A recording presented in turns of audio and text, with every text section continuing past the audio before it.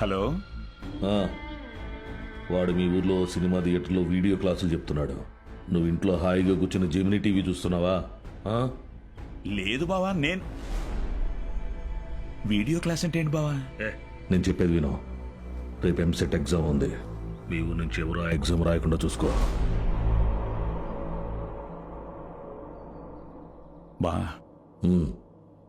దుర్మార్గానికి కూడా ఒక హద్దు ఉంటుంది.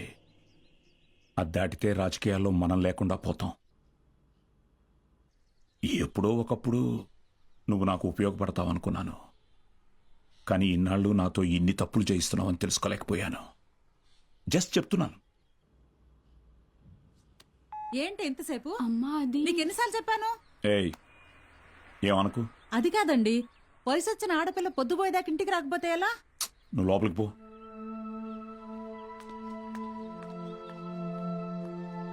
బాగా చదువుతున్నావమ్మా? చదువుతున్నానండి. సరే, వెళ్ళి పడుకో. రేపు పరీక్ష బాగా రాయాలి. సరేనండి.